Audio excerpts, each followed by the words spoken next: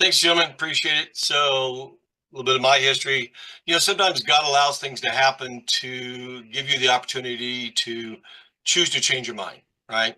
And such was my case in that when I was in pre med and I was doing all my medical training and going through everything went through, my wife ended up with a very rare disease.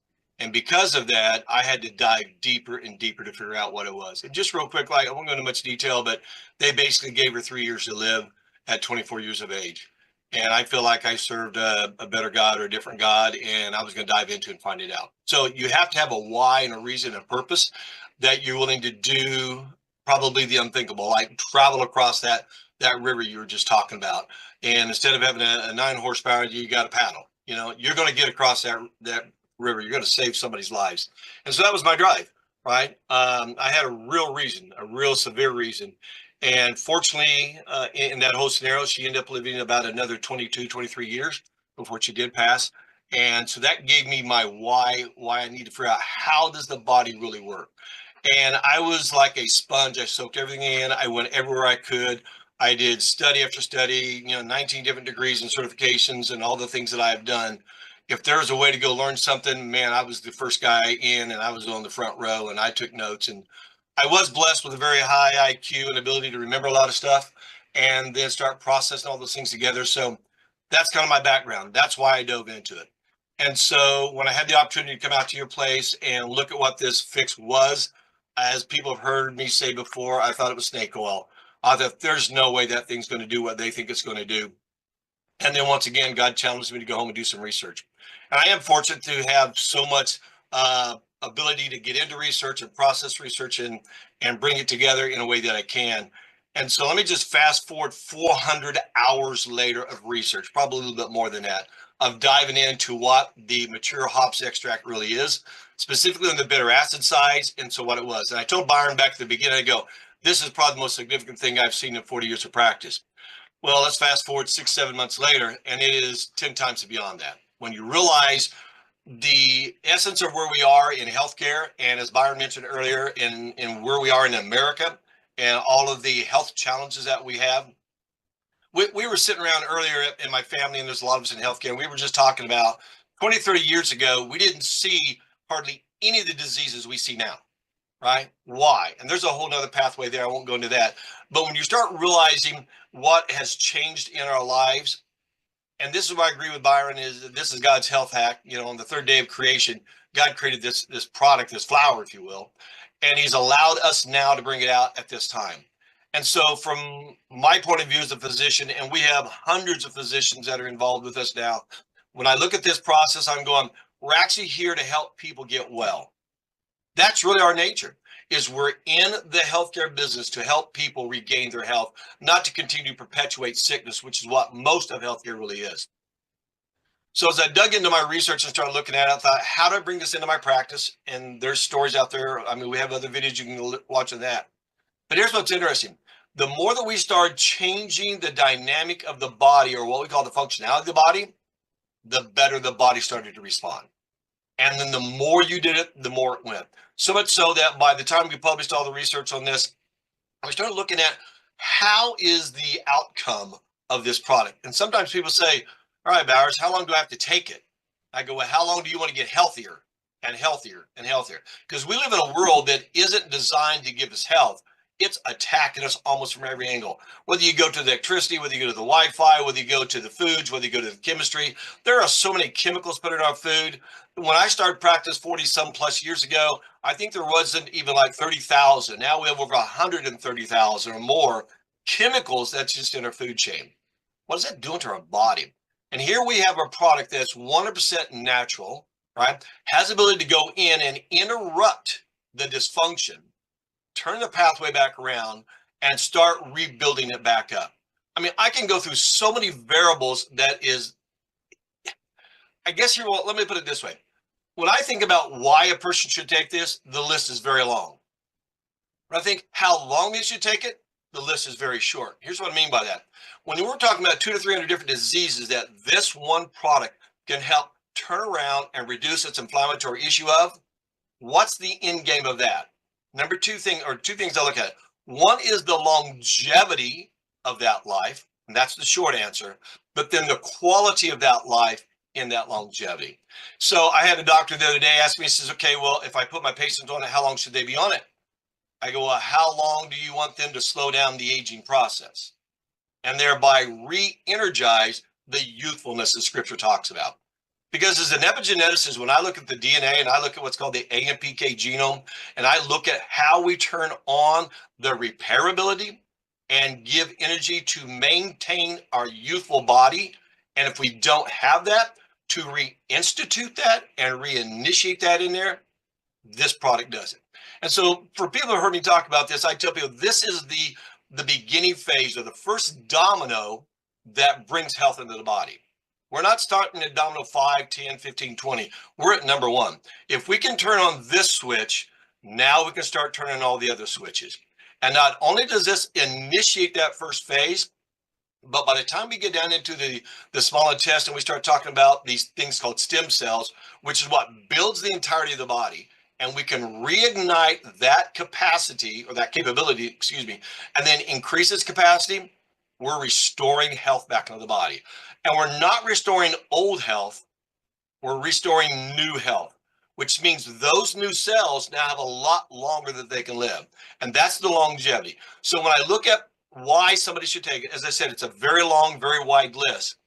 But how long they should take it, it's a short list. How healthy and well do you want to feel? And then how long do you want to feel that away? And that's the part that gets me so excited.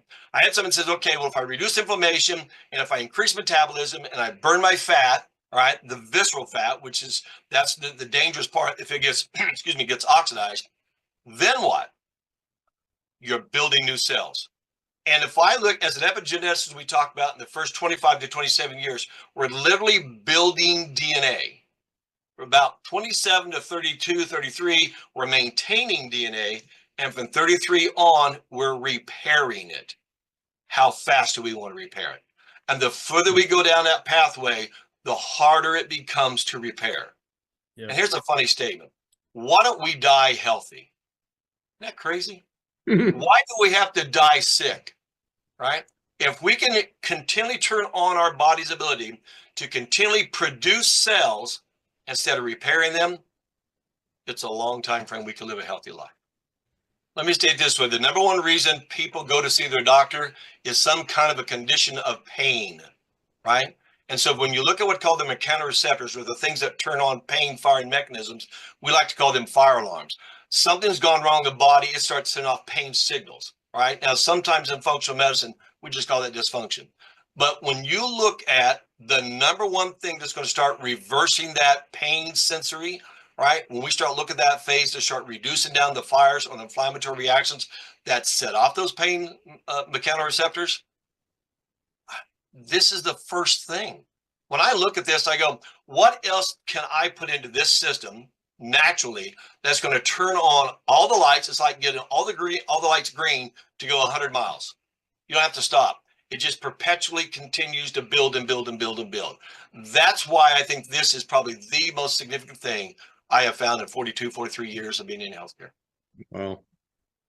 Really? Yeah, let me go back to one statement if everybody, the guests didn't catch this, because Ben, let me go a different direction, and short answers are okay because these are going to be really pointed questions.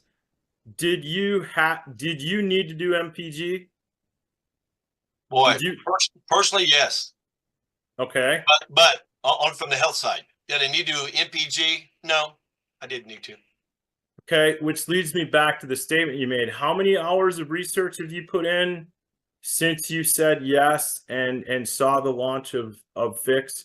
On the product and its effect itself, 400 to 500 hours minimum. Okay. And so real quick, if a guest is on here and somebody were to send them one of your pieces, and they don't need this because they're not going to understand it. I didn't understand anything you just said. Okay. And I spent a bunch of time with Doc this week, and he knows that. And frankly, so the guests hear this, I don't care to understand it. Why do I need to? You spent 400 hours. I don't need to spend 4 seconds. I mean, that's kind of my attitude, Byron. But with that said, somebody might be tempted to send what we call an ACE page, Byron, with the white papers you did, Ben. just really quickly and be super quick on this one, but you pulled that information from what you told me was the public domain, correct? Correct. Okay, so it's not your research. You used your research company to research, correct? Correct. For the white paper, you're correct. Okay. And how many years of research were out there on these bitter acids and matured hops? All the way back to the 1940s. Okay. So this wasn't a surprise to you as a doctor? Here's what's interesting. We've used the hops flower as inflammatory issues, specifically on some what is called the endocrine or the hormone pathways, right? What we never had was all three of these elements prior to this. Prior to 2017, they really weren't there out there in the research. Other than if you go back to the 50s, there's a little bit done in the early 60s, and then 2008, 2014. But if you really looked at all that research, it seemed like it was kind of limited in the nature of what is available now, right? Mm-hmm. And the reason it was limited is because there wasn't that much product that people could go do the research on. But as it finally came out, and then there was a lot of research that started being published about that, now other people could go and amplify on that research. So the interesting thing is we had the alpha, the beta, and the gamma elements on the bitter acids. Won't dive into that. But they only had one at the beginning. Then they got the second one. Then they got the third one. The third one we've had since about 2017, 2019. And now we're having research on top of the other two. And that third element is significant, right? It is the catalyst of, if you will, of the prior two, of the alpha and the beta. So without that catalyst, it'll still do it'll do some of the job, but it won't do it like it will when you have that third element that is in there. And that's Sure. what makes the difference here. So when you, real quick, when you hear all the testimonials, because you've been an intricate part and you're working with Byron, by the way, everybody, Ben's a brand new diamond, so you're not just here pontificating medical terminology. You're actually building. I believe right? it. So I'm building kudos it. to you. Right. Yeah, exactly. So there's a reason why, everybody. Success leaves clues. But yesterday we did all these Zooms and we had all these guests on there. The reality is those testimonials don't shock you, correct? In the reality of it now, no, to the depth that some of these have gone. And that's why, for those who have heard the stories, when I sit down and looked at this from a functional side, and I came up with like 30 or 40 different questions so I can analyze patients and clients and start understanding. And the reason I did that, I wanted them to see the results that they probably wouldn't see at the beginning phases. When I looked at all the different systems this was going to start turning around or turning back on so it can utilize itself, I knew that, just in my experience of being a physician, so many people are going to ignore them or not see them. And so I designed the questions to bring it out. Now, there's a few of them in there that really did surprise me, to be honest with you, of all those different things up there. But the majority of the ones that I see, if I put a patient on this and I go, all right, I know there's 30 or 40 things that can potentially happen to you. Well, doing so many hundreds of people now, I'm able to look and I go, I know that 6 to 9 of them you're going to show up with. I don't know what 6 or 9 of the 30, but I know 6 to 9 of them in 3, 4, 5, 6 months, you will notice a change in your body, right? So yeah, we hypothesized that would come up, but we needed to go through the trials and all the testing, all the stuff that we did actually within our clinic itself to find those and to prove that theory out, and it worked out. I only got one more question, Byron. I'll let you take over. So Ben, and we didn't rehearse any of this. You didn't have the 400 hours. I want it for the person that's like me that didn't understand a thing you just said. You didn't have any of that research when you made a $200 decision, right? Correct. Okay, Correct. just want to set the record straight for everybody here. So, Byron, I did see potential. I did see potential. I just didn't see it that far out. It was after my second exposure with Byron that I'm like, okay, I'm an idiot to not do this, right? Even if it only does a little bit of what I think it was going to be, right? Even if it just did that one thing that we were talking about at the beginning, that was a no-brainer for me. And I didn't want to do it. Don't misunderstand. I didn't. But when I finally wrestled that in my own mind and said, okay, God, I'm going to do what you're telling me to do, I'm signing up. Let's go.